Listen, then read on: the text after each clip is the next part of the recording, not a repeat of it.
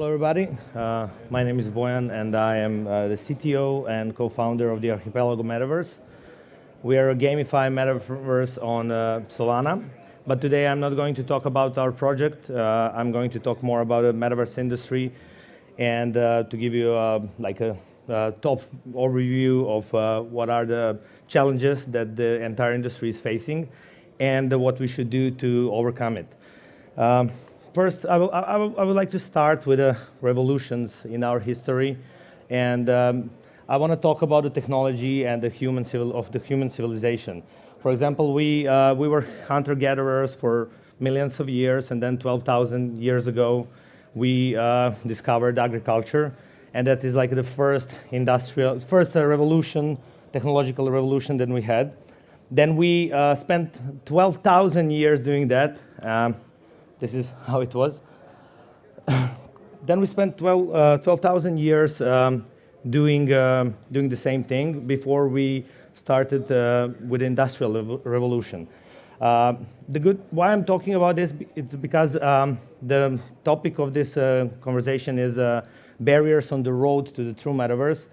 And as the metaverse will probably be a next big thing, a next big revolution, I wanted to do some sort of analogy of what other revolutions have been doing and what kind of problems they had. So for example, the Industrial Revolution, it took a long way from the previous one to this one. Probably everybody think it's the steam engine that kick-started the Industrial Revolution, but it was not only that. There are a lot of other different things that were required for this period to happen and to evolve. Then the interesting thing is that the things speed up from this point. We go to informational revolution or the age of internet, and it only happened in 200 years after the Industrial Revolution. And we all know what it means for us and how that changed. And I want to talk about the aspects that every technological revolution is changing the way we live, the way we create, the way we earn, what we do, and it really transcends the humanity to the different level. So we are now entering into something that I like to call like a digital transcendence, and that is the era when we are going from Web 2 to Web 3. And I do believe that this moment in history, if we do all the things right, we will probably change the society forever, because a lot of things there are a lot of promising new technologies that will help the humanity go forward. I know that there are a lot of people who will say that maybe this is not true, or how the society will look if we really develop the technologies we are developing right now, and that the socialization will be less, but we'll come to that point as well. So what is the metaverse? Probably most of you heard the term, and can you raise hands who knows or what a metaverse is, or at least have some idea? Okay, so the metaverse, I will start with a term. It was the first time it was mentioned is in the Snow Crash. It's a sci-fi novel by Neil Stephenson. It was in 1992, and from at that point, that was the first time that we talk about the virtual, digital world where people live, where people spend money, earn, create, and that is the very beginning. Then we go fast forward 20, 30 years after that, and we come to the age of when Facebook is becoming Meta, because more and more big companies, tech companies, are investing into this field and betting on this technology. So now we talk what the metaverse is. I want to touch on a few basics, because I must say that nobody still knows what it is and what it will be, because most of the different companies, they tend to do this thing differently. It's not like there is a consensus or a final definition of what the metaverse is, and we will also come to that. But definitely we know that it's interactive, virtual world. It's really important to be persistent. So even if you are not online playing in it, it exists there, and all the functions, all the AI things are working. So it should be rich in experiences, freedom of choice, interactions. So it should create new economies in the future, and that's what we are trying to do here. and we do believe that that will be that next revolution. Then definitely it needs to be accessible to everybody, which is still not the case, and there is a lot of things to be, there's a lot of tech to be developed in the future or proliferated, so this thing can really work. And I just mentioned this is a digital twin. It doesn't need to be a digital twin. It can be a fantasy world. It can be something different, but it is a 3D and it's virtual. And most of you probably think it's like a VR thing, but the metaverse itself, it doesn't necessarily need to be VR. It can, what we can already see that we have metaverses that are accessible, like a third-person game, or I don't know, first-person shooter games that are still metaverses in some degree, but because nobody knows what the metaverse really is, we still need to figure out what will be the definition. So the technology, as I said, virtual reality headsets, they are the next big thing probably, and a lot of companies are trying to make this a thing. Obviously, for it to be successful and for everybody to be able to go into that virtual world, we will need to improve upon this technology, and we will need to really make it available for everyone. Currently, the prices of VR tech, they are declining, definitely, but still not there so that everybody has it. But there are trends, I will talk about that later. Augmented reality, you know, there's a lot of talk about the augmented reality in the metaverse, and currently it's not a thing. It's not like that. We don't have the real metaverse that is AR based, and probably it will take some years in the future to really achieve it. But definitely, I do believe that the thing that where we're going is the coexistence of the real world and the virtual world, and all of that together will probably be one cohesive experience, and we'll also come to that as well. Then what you need, okay, you can do it from mobile phone, personal computers like Windows. You know, there are a lot of platforms that are Windows or Mac based now. And definitely now we are coming to the blockchain, which is an integral part of the metaverse. And why is that? It's because the decentralization is the key in this industry, because now I will talk about the difference between the virtual worlds and metaverses. They are not the same. Every metaverse is a virtual world, but not every virtual world is a metaverse. So different companies see metaverse differently. That's what I want to say. For example, we see that Meta has its own agenda with the metaverse. We see that Epic Games are developing their own set of tools that will work as a metaverse, and obviously they're providing a lot of tools for other creators as well to create something that is next gen and that can be considered a metaverse. So now we come to this. We are all pioneers in this industry, and that's good. That's really interesting for me, and that's why I personally shifted my career and went into this like 8-9 months ago, like full time, because the beauty of it is that you can create, you can experiment, and everybody is experimenting, and nobody really knows what it is and how it will function. And that's the beauty of it, because you can see and give your ideas to the industry. And I do believe that it's a good time for anybody who is interested into this to get into this industry, because you can't be wrong doing anything. You know, this is just pioneering ground, and we should all experiment, and then we will see what will stick and stay and what will be the trend. But we can create a history together. Metaverse is a virtual world, as I said. That's definitely true. That's one of the things that we can all agree upon. Other things should be, you know, we need some more time to discover what exactly the definition would be. Now I want to talk a little bit about the current state of the metaverses and where we are at, just a little bit of a glimpse. For example, in the year 2022, there are different numbers, but one of the numbers that I find that is like sticking with the most of the statistics is that there is a $47 billion industry, which is cool, because, for example, if we consider the gaming industry, which is one of the biggest industries out there, it's $172 billion, and it is pretty mature industry, and this is a new industry, so this definitely shows a trend. Then there are predictions for the metaverse. I put it $700 billion dollars by year 2030. Some people are saying it will be less. Some people say it will be more, like 800, 900, but we will see. But definitely, if the trend continues, this can be the case, and this is pretty big. Then there is a thing with the VR that I mentioned earlier. We need VR probably to really consider immersive experiences in the future, and this trend is growing. It's not like a big deal. Currently, it's 92%.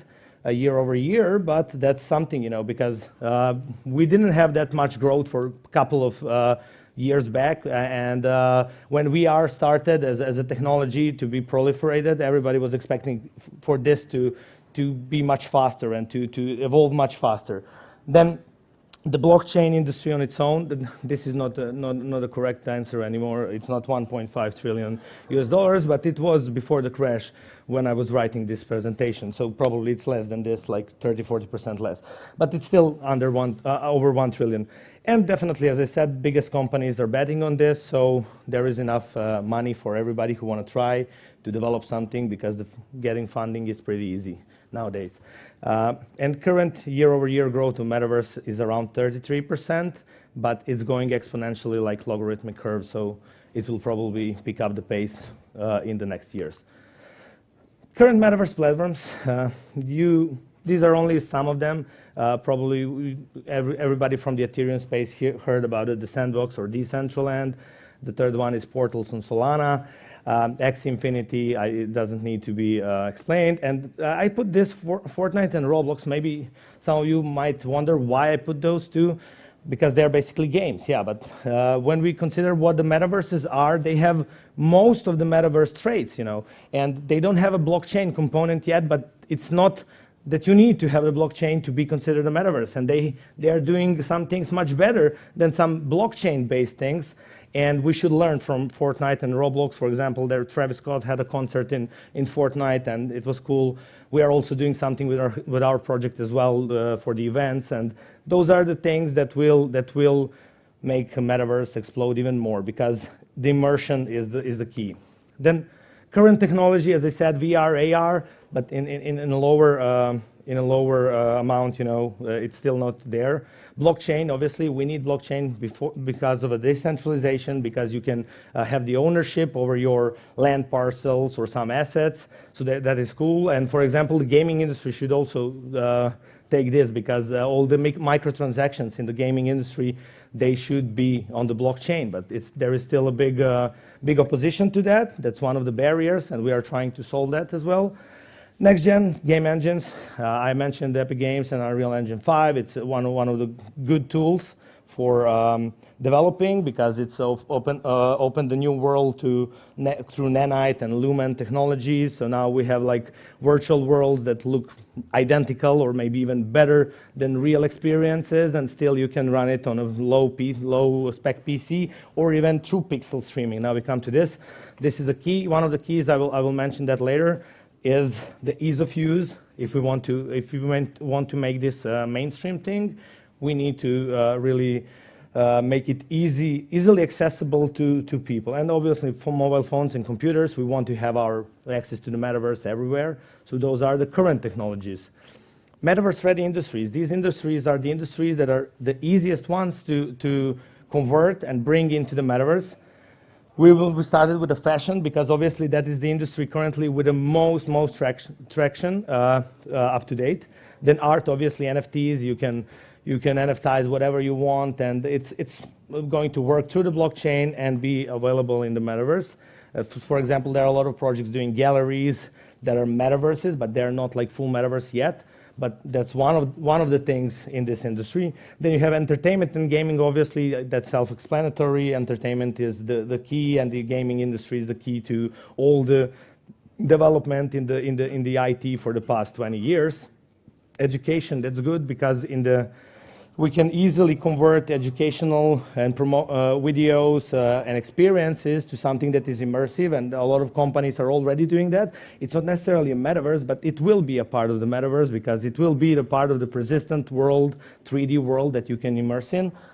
Then creative industries, obviously, we need somebody to create this. So we are really relying a lot on creators, on digital creators, because not just to create this thing, they will be able to earn money and really create a new economy through Metaverse. And we do believe that this will be the key to really building those worlds, because there is no one company that can do it on their own. Because if that was the case, Meta, for example, they had like billions and billions of dollars. They would be successful at it, but it's not a thing. It's not about the money. And finance, we already have a DeFi sector, so I do believe that going to the bank in the Metaverse and loaning money will be a thing, and we are already also working on that. So it's probably going to be the standard. If you want to take like $1,000 loan for something, you go in your Metaverse through your VR and apply for it. Why not? This is a thing from our pitch deck. I just added it this morning. This is luxury. These are luxury brands from fashion, and these are the adoption rates throughout the last year. So you see a lot of big companies here are betting on Metaverse, NFTs, and digital industries at all. Then we come to Metaverse and virtual worlds. I talked about it earlier. Metaverse is a virtual world, but not every virtual world is the Metaverse. So what are the differences? The key difference is the decentralization, because if you have a centralized player, you are not getting where you want. You're not giving the power to the people, and as we saw, like from Meta and their Horizon worlds, they're taking 47% of their creators. That's not sustainable. Nobody will really invest into this if it stays this way. So we need to bring the Metaverse to through decentralization, but there is a catch with that because it's not easy. We can take this, I will not read it through, this is just a comparison of what the difference is between virtual worlds and what a Metaverse is, but mainly it's currently, I can say one thing is for sure, there is no Metaverse on any platform, you know, or on any blockchain that is truly decentralized. I can say that Decentraland is the most decentralized Metaverse, but they still control pretty big and considerable amount of things in their ecosystem. So when we reach this, we will be truly decentralized, but it comes with a thing. Decentralization is the key, but it comes with a cost, and it's a problem to make it sustainable, because decentralized systems tend to be pretty slow, and there is a problem with the democracy. That's the basic fault of democracy, is if you really want to have the democracy that is absolute, that everybody has the right to vote, it can sometimes be slow, and then these systems tend to move really slow, and they underperform. So I do believe that the key would be the representative democracy in the terms of like DAOs, or I don't know, any decentralized blockchain technology, so that we can still have a concentrated power, but it would be the thing that people gave that power to their representatives.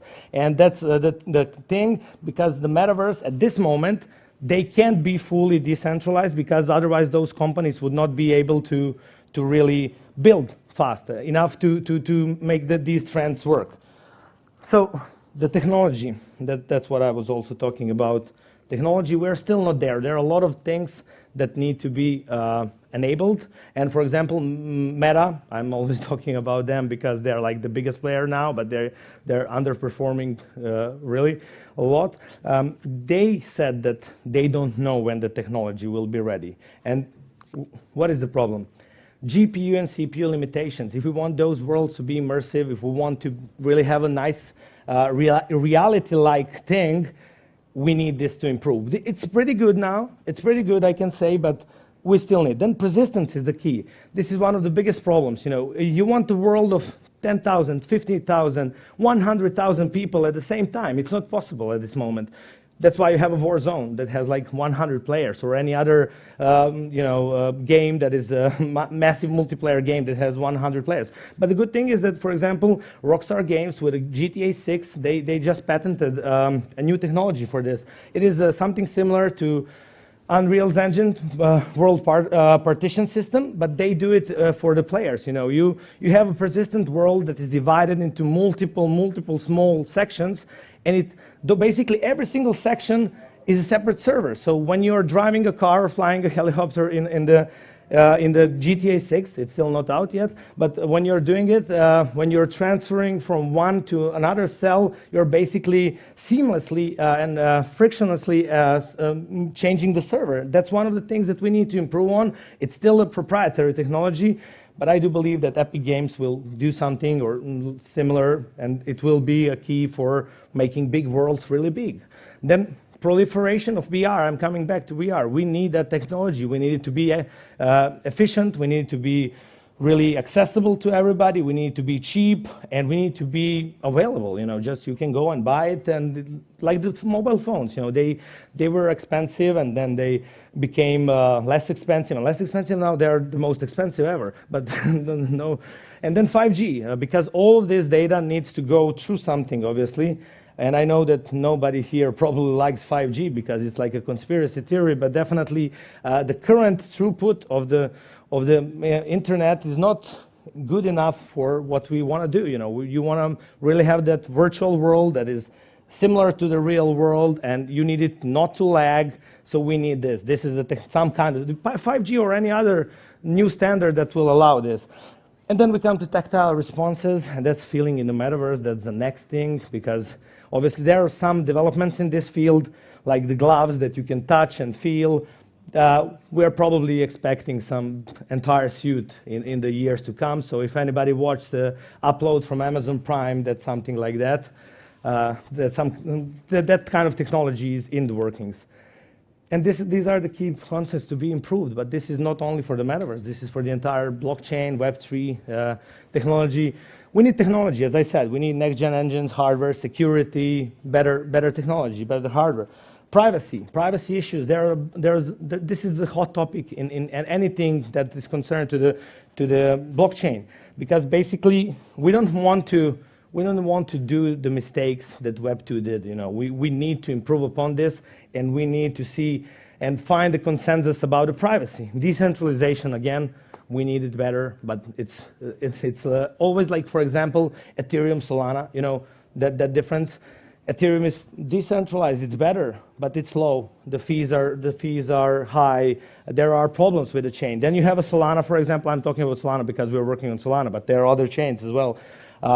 That is not really centralized. It's basically a Visa or MasterCard of blockchain industry, but you have a high throughput, you have low fees.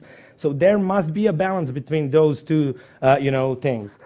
Regulations, laws. For example, I just read a couple of days ago, we have a problem with, for example, every single metaverse that is selling land sale, they tell you are an owner. You're not an owner, you're a beneficial owner, because the company is centralized. And if I turn off my server, you don't have anything. That's the problem. So we need to see how these regulations will go, and obviously if you decentralize it, then you will be able to own more, but still we need a lot of regulations. Interoperability and cross-chain support. I do believe that the future of the metaverse and anything in blockchain is chain agnostic. We don't care about what chain it is. It all needs to work together. And not only chains, every single metaverse or every single platform, they need to work together. Because just consider this, when in 1960s, 70s, DARPA created the internet, it was nothing. You couldn't do it. You couldn't do anything with it until Tim Berners-Lee in 1993 invented the World Wide Web. And then you had Google that made, or other search engines. And now you have the access to that. And my metaverse, yours metaverse, his metaverse. If we are just, everybody has their own thing, it's not going to work. So we need a portal, some kind of portal, and some kind of a protocol to be created, so you can just hop on our metaverse, and then you frictionlessly go into other one, and everything is connected, like the Ready Player One thing. That's the goal. And then the infrastructure. We need both physical and digital, from the protocols to better connections as 5G and those things. That is the next thing. And Stability, I added this morning because of the Terra.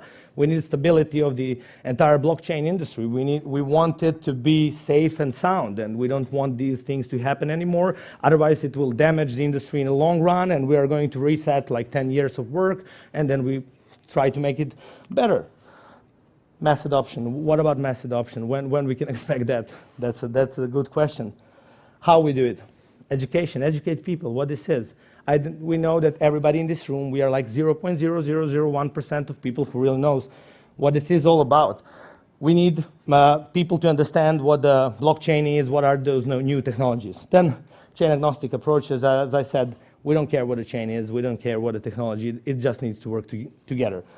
Frictionless access and ease of use, that is like pixel streaming. We want you to be able to just hop on, and use those things like you did with Web 2. You don't need to.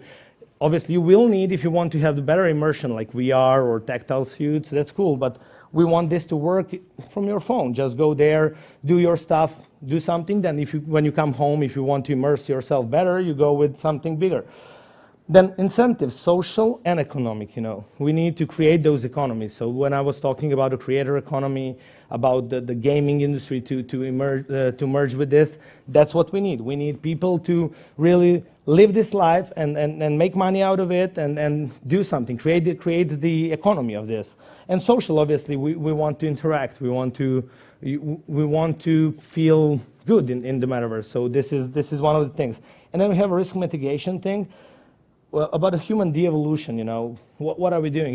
There's like saying that technology is making us further apart, but I don't think it's true, and you will see why. Then we need to think about the psychology of this and how it will affect, the masses and the people, and what will be the thing. And the social interactions, are they going to be better or worse? That's the question. And what this will bring. There is a future vision. Metaverse age, I do believe it is coming, at some point. Is it in 3 years or 15? But it is coming. We are going to evolve there. If Putin doesn't nuke Ukraine, then we all die. But it will go there. Human-machine interfaces, this is what I was talking about when I said that AR component, the merging of both worlds, digital and physical. And Neuralink is only one example of this, but definitely those technologies will make us. The problem is with the throughput. We can't control our computers fast enough as they can give us the info back. So we need. Currently, we're like in a stone age of communicating with computers and machines. So we need better interfaces. Age of hyperconnectivity. I do believe we are already in it, but this will bring more.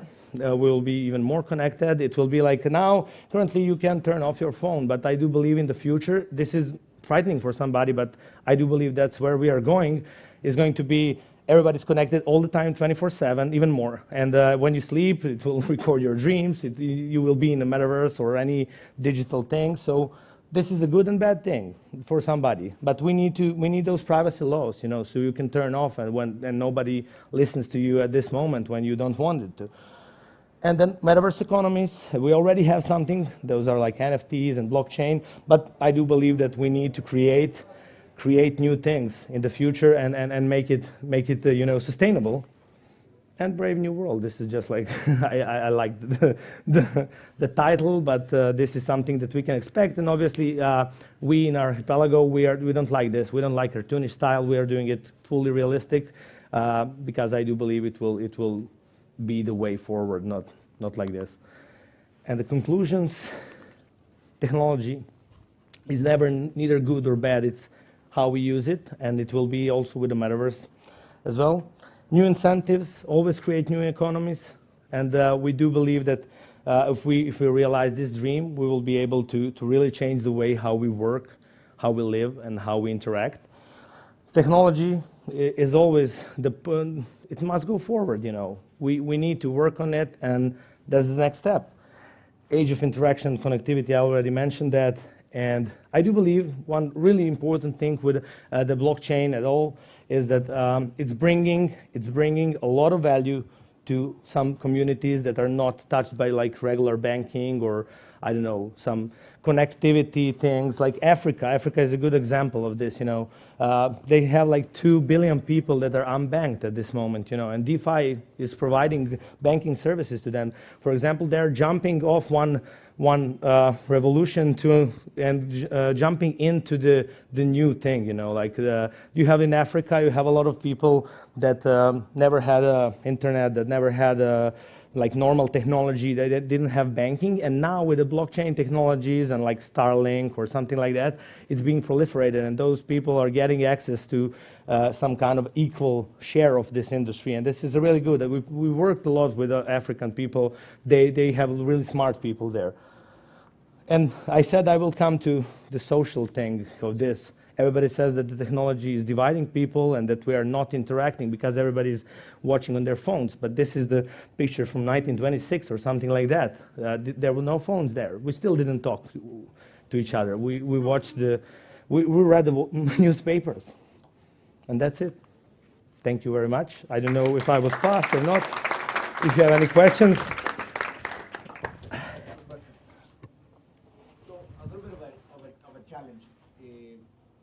Metaverse is a spatial representation of the internet. No? Yeah, embodied internet. It's creating a lot of opportunities, and right now a lot of it's focalized on creating new ecosystems, not setting real estate where users can participate. But isn't part of this technological revolution circumscribed to also leveraging existing technology? So if you want to go to mass adoption, saying companies, Bank of America, or creating Web 2 and upgrading it into XR, and then interconnecting. Yeah, I do believe that that is the thing, yes. And we at Archipelago, we have like a couple of things that we are working on. One of the first goals is to bridge that gap between real brands and the metaverse economies. We are really, our product is just a product, but our company is much more than that. You know, we are working with real brands and trying to help them to transition from that Web 2 era to Web 3. And you're completely right. I had a talk in Croatia 2 days ago, and I was on a panel, and there was one question about how to structure the company, how to do it. And my answer was use all the technology that is possible, that is available to you. Don't create new things. Don't really try to reinvent the wheel if you have something, you know, because you will spend a lot of money, a lot of time, and a lot of nerves to really do something that already exists. And that's why I think everybody should work together. And we should leverage all the technologies that are existent at this moment, you know, and just upgrade on top of them. That's the thing. And we should also connect that Web 2 crowd into this, and we need to transition them, because without that, there is no mass adoption. This trend is not here to stay then. It will die. And then one other thing that I didn't mention, it's really important. Sometimes people ask me, you know, this is your competition or that. We don't have a competition. No, we're not competition. This is not a zero-sum game, you know. This is everybody working together to bring something in the future, you know, to make the future, because I don't think there is any single company in the world that can make a metaverse. If that was the case, then $10 billion a year would make it already, but it didn't. So, did I answer your question? Yeah, absolutely. No, because from an enterprise perspective, I represent a large group of companies, and rather than them paying tens of thousands of dollars for a piece of property and then having to do the entire development and the SDK or the XR, we have, yeah, that's what we are doing, basically. We have a dedicated team that will work with the companies, you know, big brands, and try and help them really get into this game, you know. That's the thing. I don't believe that they should pay too much, because we already earn on that. If they sell their products, we have a piece of that cake, you know, so it's fine. It's in our incentive to help them. So we already have, for example, a board of advisors. You know, they are coming from different industries. We have a fashion guy from Paris. We have a guy from gaming and automotive industry. We have a guy from retail and luxury. And all of them are like top-notch guys that really did this for like 20, 30 years. And they have connection. That's what we are trying to. We talk with companies, ask them how to improve it and what they would like to see and get.